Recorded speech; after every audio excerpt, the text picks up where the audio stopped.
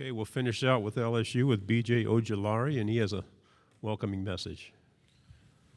Hey, how's everybody doing? I just want to thank everybody for coming out, and I'm just eager to answer all your questions. Okay, do we have anybody like to ask anything? Right here on your right, second row. Hey, BJ, what did it feel like to get off the plane and be home? How often do you get to come back, and what's it like being here? It felt great getting off that plane, you know, just being in Georgia, seeing Welcome to Atlanta. But just being here, just being able to represent LSU and my family is just a feeling like no other. We'll go to your left on the second row. BJ Michael Cobble from Channel 2 in Baton Rouge. We were just talking about the defensive front. Could you kind of elaborate on the guys? Obviously, it should be a strength. You guys have a lot of different guys, a lot of different body types that can do different things. Just how well are you all meshing, and how excited are you for this opportunity this year? I'm so excited for this opportunity. We got a lot of guys that are coming back. Ali Gay, he's one of my favorites. Defensive end, great leader. We got Mason Smith, Jaquelin Roy. We got great additions from the transfer portal.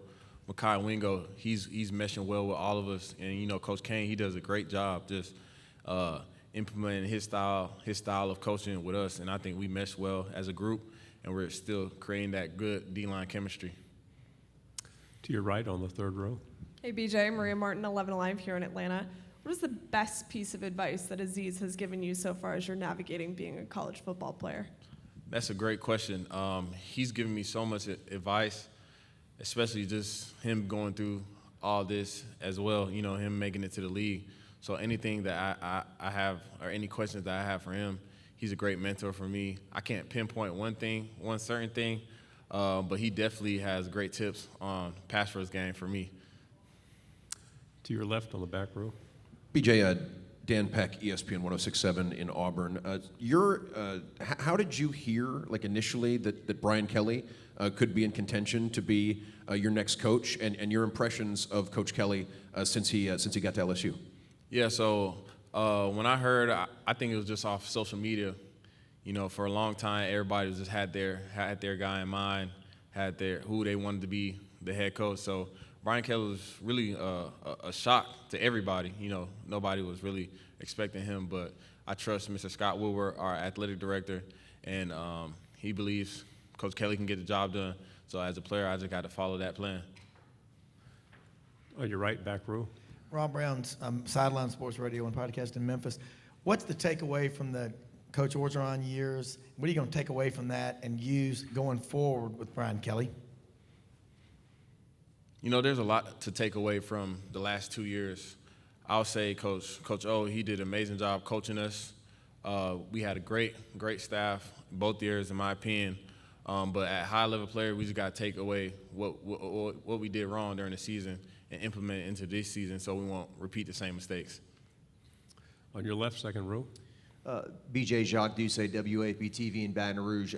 Can you speak to Coach Kelly has talked about graduate champions, and people would say on the SEC it's about winning and all that. But is it really important, and what message has he sent to you guys in terms of representing LSU off the field?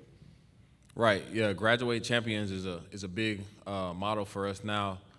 We take academics more seriously. As soon as Coach Kelly came in, we raised our GPA by a certain amount of points. I don't know the exact number, but the spring semester, it was a great improvement in our team GPA. So he's definitely pushing academics on us. I know for a lot of guys, academics is very important in their families. On your right, second row. Tyler Shaw with KBTX in College Station. I just wanted to ask your thoughts on Max Johnson. I don't know if that surprised you, him transferring at all, but just kind of, you know, maybe going against him in practice. How is he as a quarterback, and how do you think he will do at A&M? Yeah, Max he's going to be an amazing quarterback for A&M. In my opinion, Max is a good friend of mine, and just on and off the field, I've never met someone so pure and so good-hearted as him. So he's going to do a great job for A&M, in my opinion. In practice, he did a great job, gave us a great, look. He's elusive, can throw, so he's the whole package for A&M. On your left, second row. You mentioned Coach Kane. Just talk about what kind of dude he is and how he's been relatable to you all, obviously having coached at Oklahoma, but being from the West Coast, it's a little different than the South, right? Yeah. Just how much do you guys have fun with him, and how much is he making you better? Yeah, we definitely having fun with Coach Kane. He has a lot of energy. He's electric. He's fun to be coached by, and he's a great coach as well. You know, he focuses a lot on the little details and honing in on our skills and what we do best. On your right, fourth row. Hey, BJ, Sam Crenshaw, CW 69 and 92.9 The Game. I know it's great to be back home here today, but what would it mean to be back here and playing next door in the SEC championship game, and what would it take? Just to be able to come back and compete for the SC title, you know, that would mean everything to me, especially coming back to my home state and play in a game of such caliber. And I just think it's going to take the LSU standard football, you know. If we play the football that we know how to play, I think we can definitely compete for the SEC championship. Front row, right here. Howdy, BJ. AP Stedham, WHEP, Foley, Alabama. BJ, what has your defensive coordinator asked you to do differently this season, and what about the entire defense? What might be different? Yeah, Coach House, he's implementing a lot of new things. You're going to see a lot of new things from the defense end. Me personally, I'm going to be, you know, still having my hand in the dirt, still standing up a little bit, but I'm going to be able to do whatever they ask of me, just being as versatile as I can.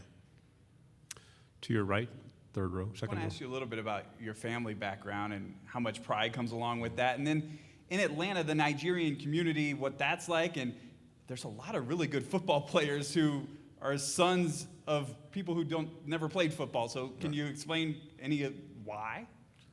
I just think it's just the heritage and the pride of just wanting to be great. My grandfather, he's an artist. He was a musician.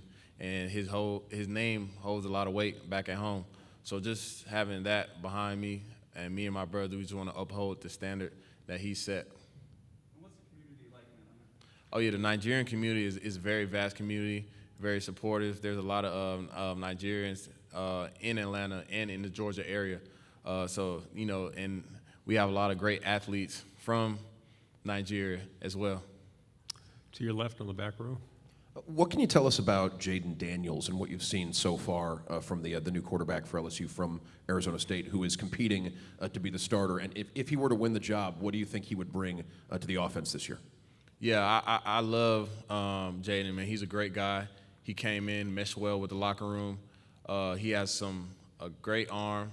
He's very elusive and has speed. So I think he's going to bring that elusive, you know, be able to get away, move out the pocket type of offense to LSU if he does win the job. But I feel like all four quarterbacks that are in the competition are qualified to take LSU where we need to go.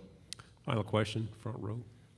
BJ, there's some freshmen in this class that just don't seem to be ordinary freshmen. Will Campbell, Emory Jones, Quincy Wiggins. Do you see those guys immediately, even though they're just brand new, taking on leadership roles for you this year? Most definitely. You know, I went against Will this whole spring, and I can just see the improvement day by day from him. Coach Davis does a great job just developing his O-lineman. I'm eager to see what Emory Jones is going to do this fall camp, along with Quincy Wiggins. Quincy, he's coming along, and he's going to be able to produce and be able to, you know, just be good for the D-line and be able to create depth for us this year. Very good. Thanks, BJ. Good job. Sir, thank you, guys.